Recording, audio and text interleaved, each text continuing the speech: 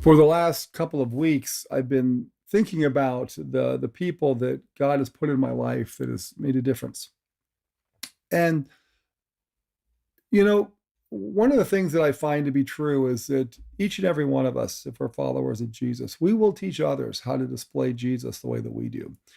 Either we do that intentionally or we don't, but will for good or bad, we'll always do something to show people what it means to follow Jesus the way that we do.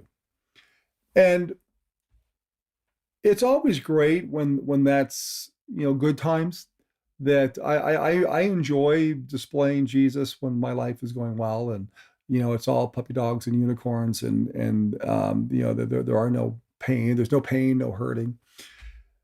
But that's not the reality of life. And one thing that I've noticed is I was kind of thinking back on those who have had an impact on me, um, that so often it's in the difficult times of life that we are able to pass on some passion for God.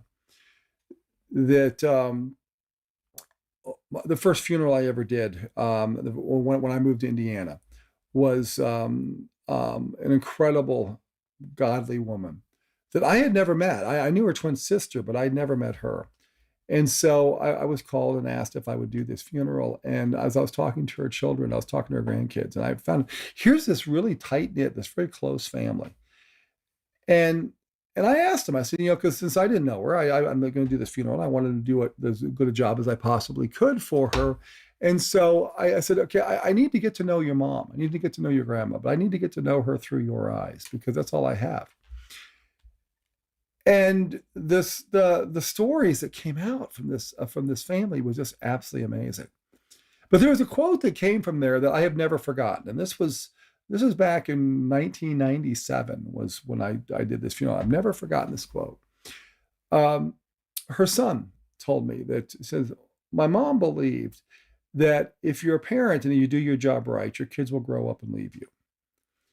And she lived her life in a way that she would be able to encourage her kids to move out on their own. And but yet here was this very close knit family. I mean, they talked, even those that were hundreds of miles away and thousands of miles away in some cases. They talked to their mom at least once, twice a week. The grandkids, and she had a bunch of them, would call grandma once a week, and so always stayed in contact. But she had a rather long, lengthy illness, and her kids, who remember her mom raised them to grow up and leave her, but yet they maintained that closeness. And they said that the way that she faced her end was truly amazing. And there's a quality there, that there was a confidence that, first of all, she knew where she was going, but she also understood that she had left a legacy. And that legacy was one of serving the Lord, of loving the Lord, and of making a difference in their sphere of influence. And then I started to think through the folks that I knew who went through difficult times and how God had sustained them through that. And especially you pastor long enough. I've been doing this for over 30 years.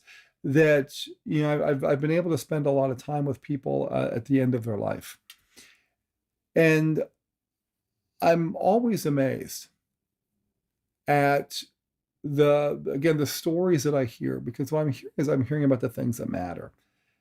And so what I would like to encourage you this morning, today, whenever you're watching this video, is that I want to encourage you that God can use you even in the difficult times.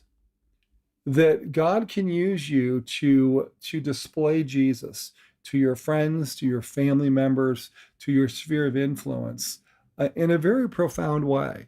That so often the way that you face difficulty is something that will be long lasting. And Paul, as he's writing to the church in Corinth, and the church in Corinth was a messed up church. But he said something I thought was very interesting. In chapter 4 of 2 Corinthians, beginning in verse 7, it says, but we have this treasure in jars of clay, to show that the surpassing power belongs to God and not to us. For we are afflicted in every way, but not crushed, perplexed, but not driven to despair, persecuted, but not forsaken, struck down, but not destroyed, always carrying in the body the death of Jesus, so that the life of Jesus may also be manifested in our bodies. For we who live are always being given over to death for Jesus' sake, so that the life of Jesus may be manifested in our mortal flesh. And so death is at work in us, but life in you. So in other words, what Paul is saying here is that, he says, guys, I've been through some difficult things. I've been through some hard things. And in 2 Corinthians, he's in just a couple of chapters down the road, he's going to tell us what some of those things are. But the one thing that he says is that I still have hope, because it's what is going on in my life that is actually bringing life to yours. And so I would encourage you, if you're going through a difficult time, to focus on what's important, to focus on the relationships, focus on the love that you have for your family members, and so on. And bask in that love that they give back to you, because that's what actually matters for us. That God calls us to love God and to love people. And it's the way that we love others that will matter for eternity. And in so many ways, it's the way that we handle hardship and the way that we handle difficult times that may make the most lasting impact. I know that was the case in my life, that the many of those who made the most lasting impact in my life, they did it in the midst of overwhelming obstacles and challenges. Because as I saw the way that they handled those challenges with grace and relying on the power of God, that gave me some hope, knowing that I was going to deal with some very, very difficult times in the future, and that is the case. That as difficult times have come up in my life, I've been able to rely on the strength that I was able to get from others who have gone before me. And so I would hope that you're encouraged by that this morning, that you would remember that you do display Jesus to others, not only in the good times, and we'll talk more about those in the future, but also in the difficult times. And sometimes it's in those difficult times that we have the biggest impact. And so I hope that you're encouraged, that you have a wonderful day, a fantastic rest of the week and the weekend. And I look forward to talking to you and seeing you in a future video. God bless y'all.